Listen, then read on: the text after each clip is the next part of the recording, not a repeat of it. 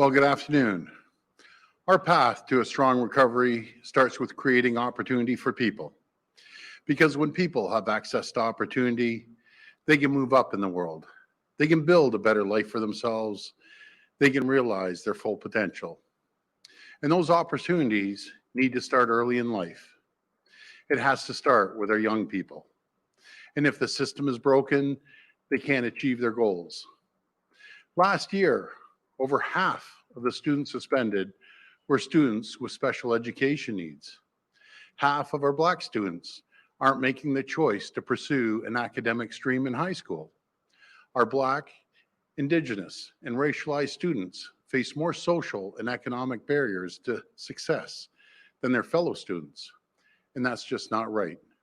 They deserve the same shot at their dreams as any other young person their age. So today, we're taking action. Today, we're bringing forward Ontario's new education equity strategy. We will reform suspensions for the primary grades, kindergarten to grade 3. We'll no longer suspend these very young students for non-serious offenses. And starting next year, we'll begin phasing out the practice of streaming for grade 9 students. It's unfair and it's not right to ask these students at such a young age to make a decision that will determine the rest of their high school and post-secondary careers. To make a decision at 14 years old that could affect the rest of their lives. At this age, everyone needs the same foundations for learning. Everyone needs the same opportunity for lifelong success. Streaming, it leaves students behind. At a young age, one decision could exclude a student from a world of opportunities later in life. It's wrong.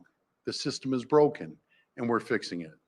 So we're going to stop the practice, starting with grade 9 math curriculum in September 2021. No matter your race, religion, gender, or orientation, I want to see every student succeed. I don't want to make something crystal clear. Racism, anti-Semitism, homophobia, Islamophobia, and any kind of hate whatsoever has no place in our classrooms. Any teacher who engages in this type of behavior or who makes hateful slurs, they're done, they're gone. We're strengthening sanctions against teachers who engage in this type of behavior. As Premier, I won't tolerate it. We have to look out for our very young people. And I want to thank Minister Lecce for his leadership on this important strategy.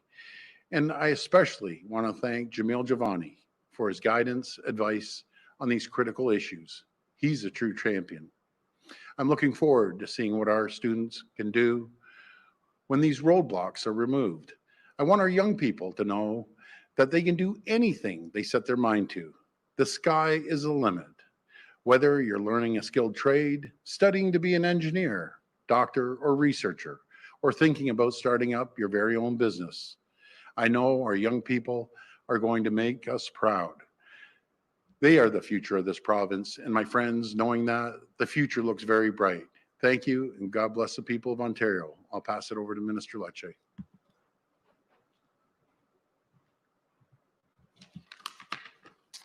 Well, thank you, Premier, and good afternoon. Today's an important day for many who have for generations felt ignored. 2 million students depend on our ability today to break down barriers to their success that impede their upward mobility and to break down those biases that exist within our society. The status quo is morally indefensible. The transformational change we're driving forward will embolden a generation of students to unleash their potential and to tear down the systemic barriers that hold them back. Nous allons libérer le plein potentiel de tous les élèves de l'Ontario. I have been moved by the stories of these kids and their parents. Whether they were told, they will amount to nothing. And these stories and the data that underscore the urgency for change today. In our largest school board, for example, in Toronto, Black students make up about 11% of the student population. However, they represent 34% of students receiving suspensions. Since 2014, overall suspension rates for students in junior kindergarten to grade 3 have increased. Over 40% of those suspensions were issued for discretionary reasons. We cannot allow this to continue. We're proposing to move forward in eliminating discretionary suspensions for students in kindergarten up to grade 3, starting this September. Now, of course, serious offenses would continue to face suspensions to keep staff and students safe. We're acting to ensure all young people can pursue ambitious career paths. Currently, students in grade 8, as the Premier noted, have to make a decision that affects their lives for decades. It's why our government is moving forward with the de-streaming of Ontario curriculum, beginning with the grade 9 math curriculum in September of 2021. The facts are clear. Students who are enrolled in applied courses are over 4 times less likely to graduate. In Toronto, 47% of Black students take applied courses compared to less than 19% for non-Black students. Only 1/3 pursue post-secondary education. It's time we end this practice and give a fair chance to all of our kids. We've also heard from parents that Ontario's diverse student population must feel accepted in their schools. These families deserve accountability and justice for incidents of racist behavior in our classrooms.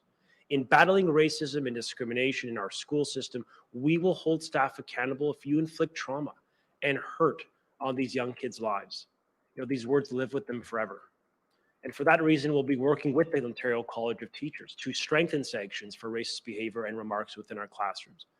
I also know we need to enhance mandatory training for our teachers and our education workers, and I know that they care deeply about this.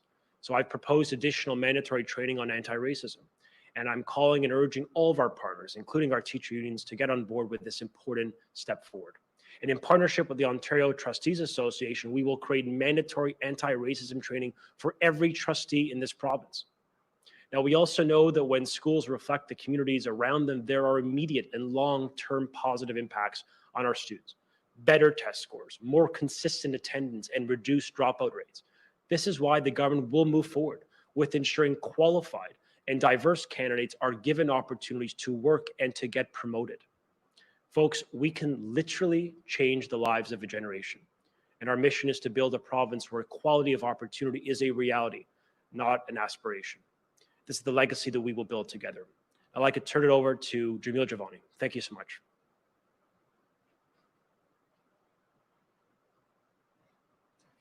Thank you, Minister Lecce. I stand before you today as a person who was streamed by the public school system in this province when I was a teenager. I was put into applied courses, and I know that very few people who experience streaming in our schools ever make it to a place like this, standing before you at an official podium alongside the Premier of Ontario. By the grace of God, I am here. I'm grateful to be here to work with this government to make changes to our education system. I stand with those who had their futures limited by previous policies, and I'm committed to making a difference for the next generation. Today's announcement by Premier Ford and Minister Lecce is significant for numerous reasons. We are challenging Ontario's education establishment to become more student-centered. The education establishment in this province, and by this I mean the school boards, teachers' unions, teachers' colleges, and other institutions that create the education status quo in Ontario, need to be challenged to serve students better. For well over a decade now, the provincial government has been falling in line with the establishment and waiting for them to change policies and practices. It's obvious that hasn't been working. Thankfully, we now have a premier who is shaking things up. The province is not waiting for the education establishment to change their policies and practices. Instead, the province is leading by example. More work must be done to continue this movement toward a student-centered school system. But today's announcement undeniably moves us in the right direction. This is also a critical moment because it is a victory for many parents and leaders in Ontario's Black communities who worked with this government to identify the actions we are taking now. Many of these community voices have historically fallen under the radar of past governments and also the news media. Governments and news media have typically paid attention to a small fraction of the Black community that makes the most noise and sends the most tweets. But there are many other voices in Ontario's Black community with a lot to say, such as moms and dads who send their children to our schools, those in churches and mosques and temples, those who lead sports and tutoring programs, and those who run businesses. Many of them deserve credit for bringing their voices to our government and advocating for change. I'm going to name some people specifically. I can't name everyone right now, but I do want to acknowledge a few folks who I think were critical to today's policy changes. I'm talking about people like Chris and Kamisha Blackwood, two parents who have 5 kids in the Toronto school system. And despite all the demands on their time, they found a time to create a province-wide petition asking for changes to streaming and suspensions. And they had over 500 families sign that petition. I'm also talking about folks like Devon Jones and his team and Jane and Finch who run the YACE program, which serves thousands of kids and parents every year. And also Warren Salmon and his team at the Ontario Alliance for Black School Educators, who are constantly coming up with new ideas for how the education system might be improved. Credit is due to each of them and many more. Thank you for making these changes possible. My hope is that we will remember today as a call to continue elevating voices in the Black community who have been historically ignored, and to look beyond the noise and the tweets. Thank you. Okay, we'll go to the phone line for questions. First question. First question comes from Lucas Meyer from News Talk 1010. Please go ahead. Hi, Lucas. Good afternoon, Premier. And actually, I have some questions for the minister, if that's possible. Yeah. Minister Lecce, now that you're here, we still have no idea what school is going to look like, school to school, board to board in the fall. And of course, making that worse is the fact that we also really don't have a good snapshot of what childcare is going to look like, hopefully by August.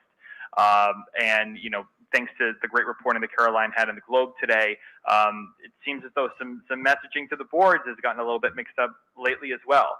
Considering all this, is the government recommending to families and parents, and I'm sure many have already done this, but do you want to take this opportunity to tell parents and families that they should talk to their employers right now about flexibility in the fall because of all of these unknowns? Should those conversations be happening right now? Yeah, thank you for the question. When we made our announcement about 3 or 4 weeks ago, we made it very clear then, as we are today, that school boards in Ontario must be prepared for 3 circumstances given the variability that can take place over the coming weeks when it comes to public health and the ability of the province to continue to flatten the curve. A month ago, we made a judgment call that we need to be ready because that's the lesson learned from COVID-19. We need a plan to ensure the continuity of learning. The framework we unveiled, this government unveiled, will ensure that.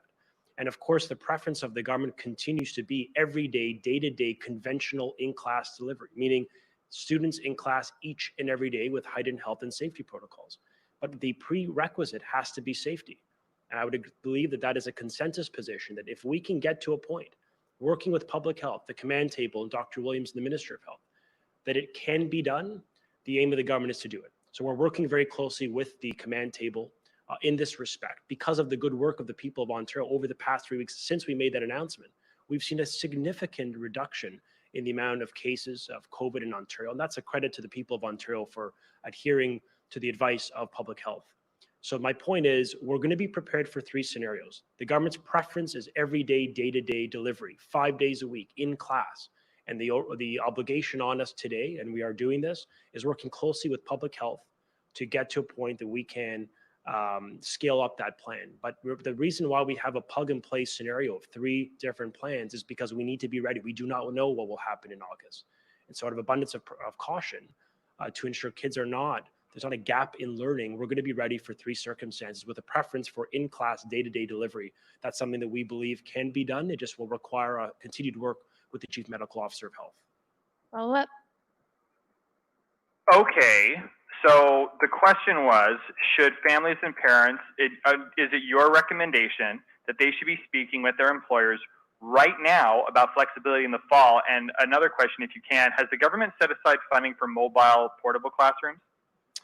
So with respect to the first question, the government's hope and our aspiration, what we're working on over time as we speak to you, with the Chief Medical Officer of Health and the COVID-19 command table, is to provide an in-class day-to-day delivery of education, meaning every day in the week. So we hope to avoid that circumstance. We want to get there, but of course, it's a decision point made by doctors at the command table, not by politicians, because we're talking about the safety of our most vulnerable. There's additional funding put in the GSN, the Grant for Student Needs, for all boards of education. Every single board in Ontario has more funding. In Toronto, for example, $55 million more in order to enable them to prepare and plan for all those circumstances for September. Next question. Next question comes from Chris Rushowy from the Toronto Star. Please go ahead. Hi, Chris. Thank you. Thanks. My first question is for Minister Lecce, and it's with regards to school reopening this fall. There's been a lot of concerns raised about working parents and how they're going to handle any scenario if kids are not in school full time. There's other jurisdictions, they're looking at extra classroom space in unused public buildings or commercial spaces. And I'm just wondering if Ontario is looking at any creative options for students to return full time or anything else that you're considering. Yeah, I mean, part of our aim is to get students back into class in a conventional setting. It's something that the government has always wanted. The prerequisite is safety. We're working with the command table on ensuring the health and safety protocols are robust, that gives confidence to parents that they could be safe. There's additional funding in place for cleaning, as you know, and staffing through the Support for Students Fund. And of course, we are working closely with boards of education and encourage them as well as they build out their plans in a localized manner to be innovative with options to deliver education. But we have confidence that we can get there, that we can get kids in class each and every day. It just will require the continued collaboration with the Chief Medical Officer of Health so that we're able to provide you, the parents of this province, with absolute confidence that the plan, the funding, and the professional development that will be done before school commences could give confidence that you could send your child to class safely in September. Follow-up. Okay, on another issue, back to COVID, the Toronto Board of Health has sent a letter and it's urging the province to take action to fight COVID in the city's northwest corner, which is actually in the Premier's riding, because it's been so hard hit by the virus. They're asking for things like increased testing, faster results, free accommodations for self-isolation. And I'm just wondering if the province is going to take these steps, what your plans are. I'll turn it to Minister Elliott. Yeah.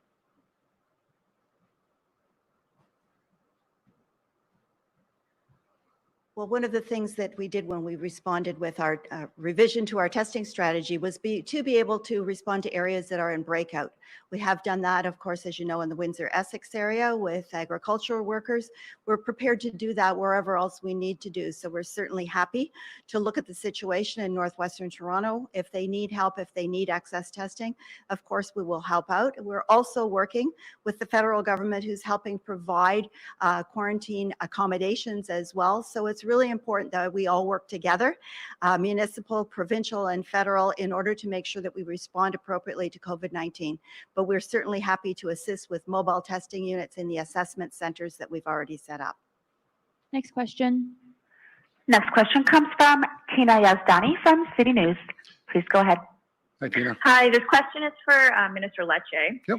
When looking at racism in Ontario schools, one of the biggest criticisms that has come up is that the curriculum doesn't adequately address Black history. Are you looking to make any changes to that? What are you doing to address the curriculum issue specifically?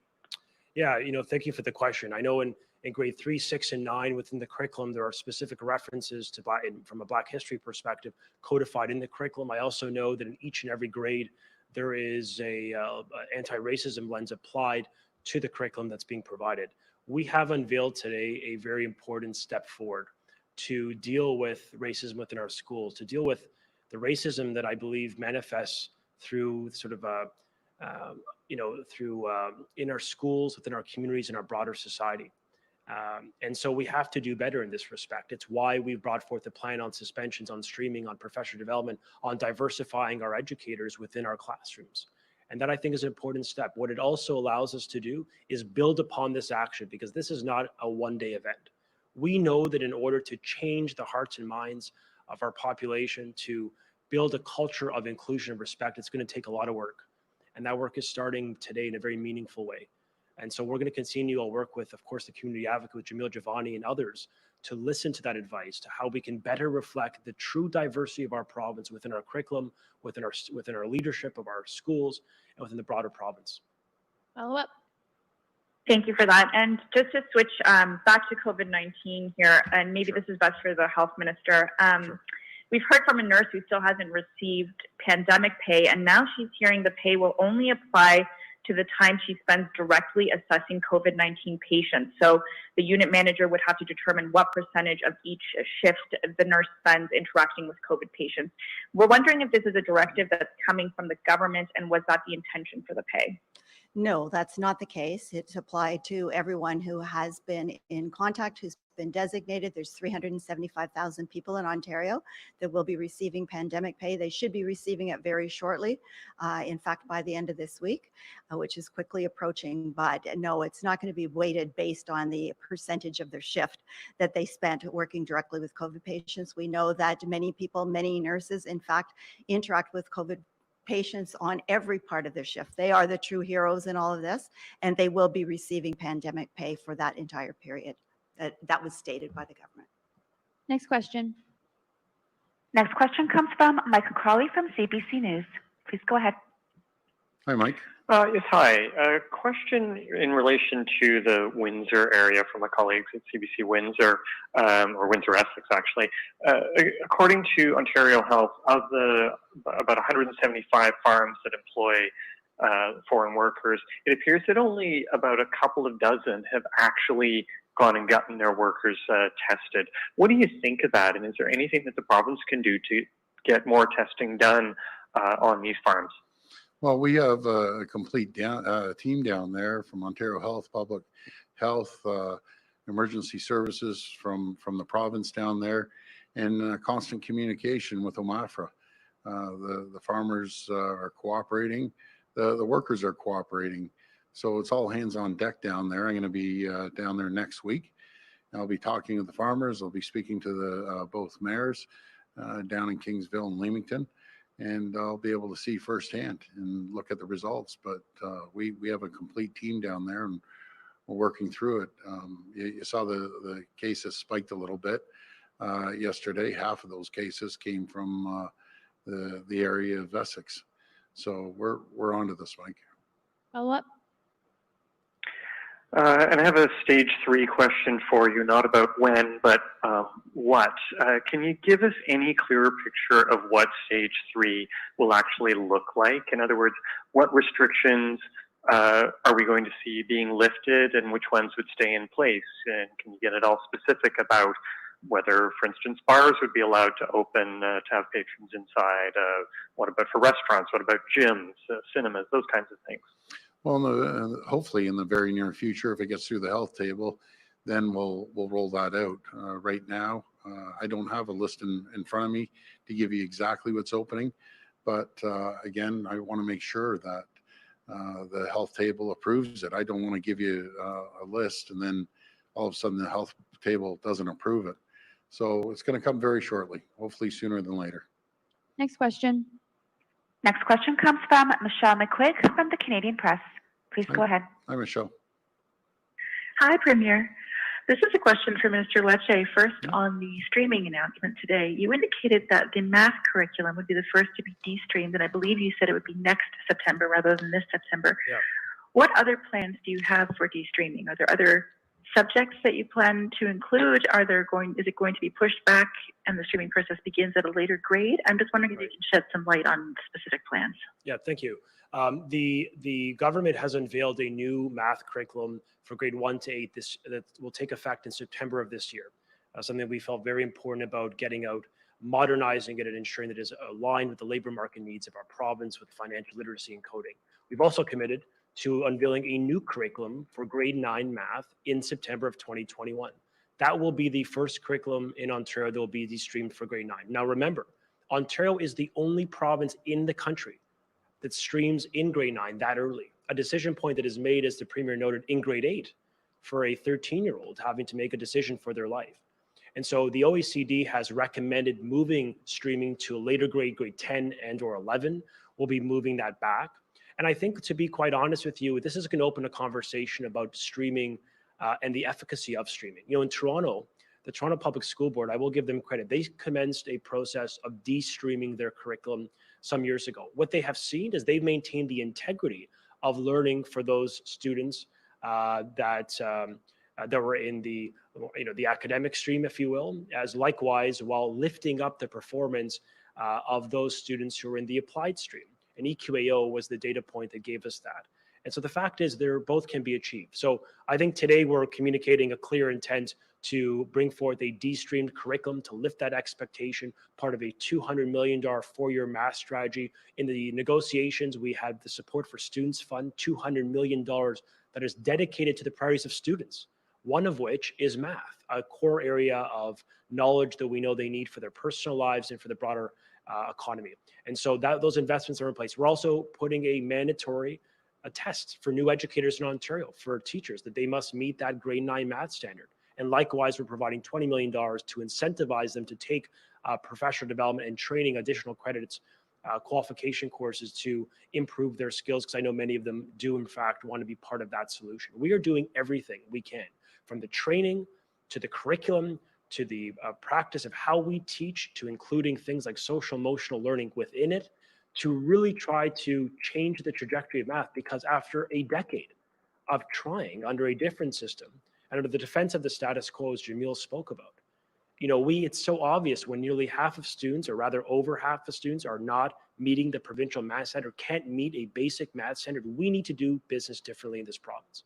And this plan will help that. It will unleash the full potential of every child, most especially racialized kids who have felt ignored. It's the racism of lower expectations. It's not really believing in their potential. And we need everyone in the system to start doing that. And that work will start this year. Follow up. Thank you. And my next question has to do, again, with reopening in September. I've been speaking with people in northern and rural communities about their concerns about the reopening protocols. They are preparing all the 3 scenarios as mandated by the government.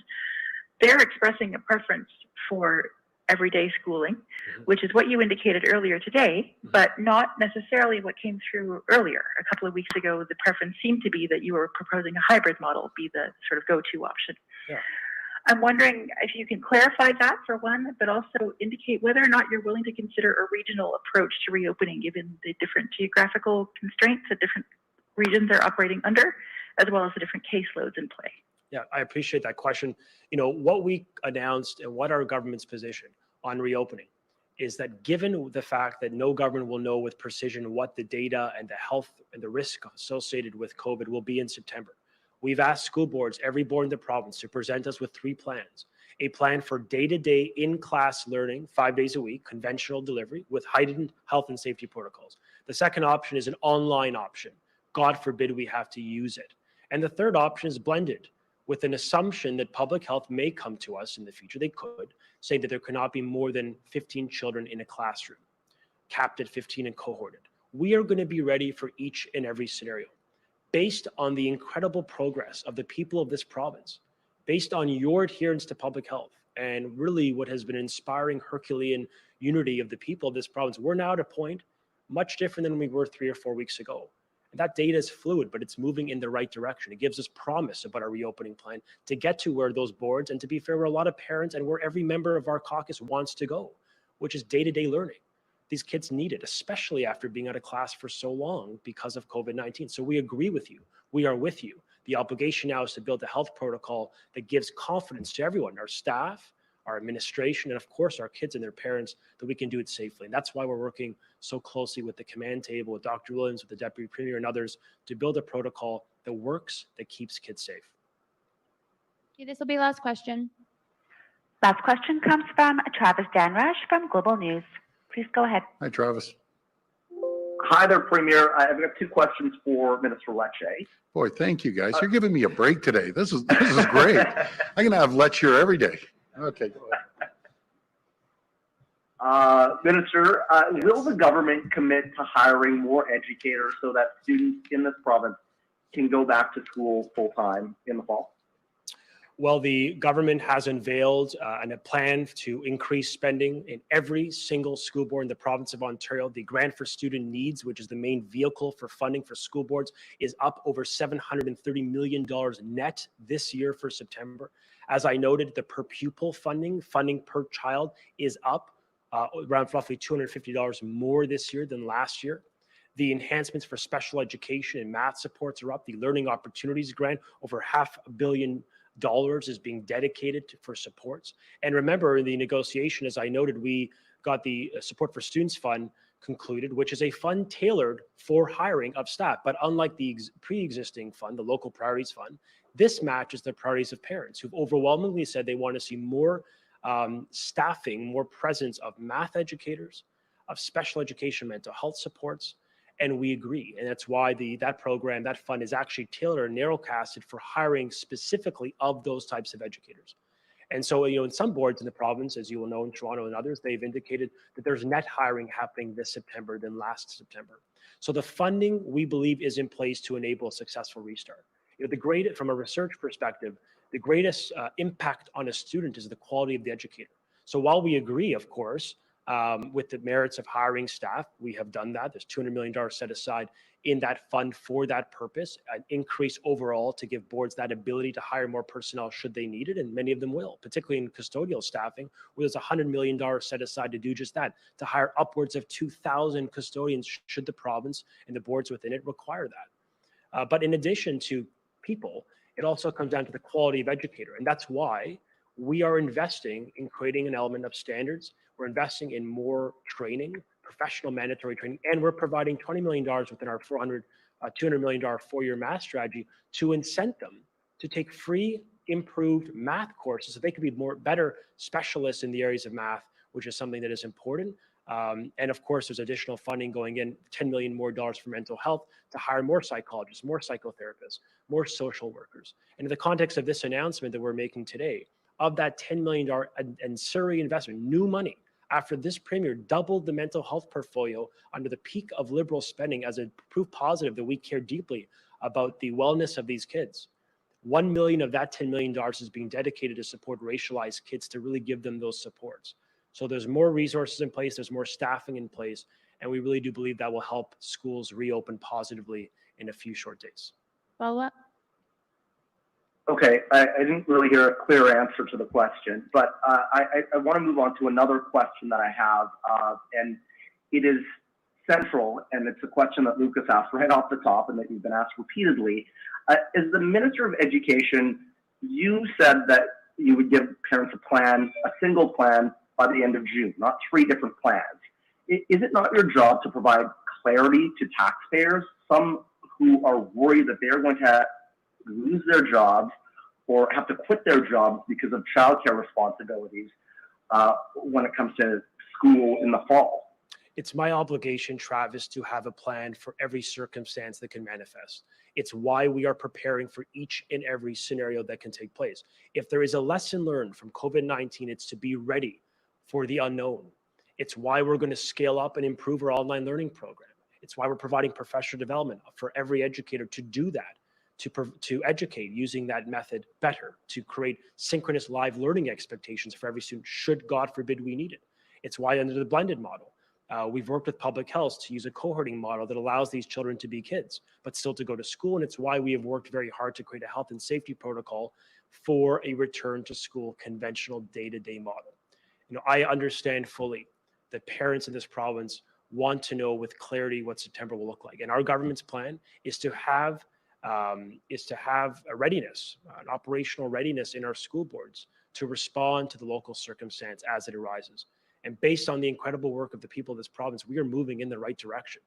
And so, we're going to work very closely with the Chief Medical Officer of Health to provide further details on that conventional delivery model. We've got to continue to work with him. The data is moving in the right direction to get to the point that I can look to you and the parents of this province to say it is safe to do so, to send kids back to school each and every day.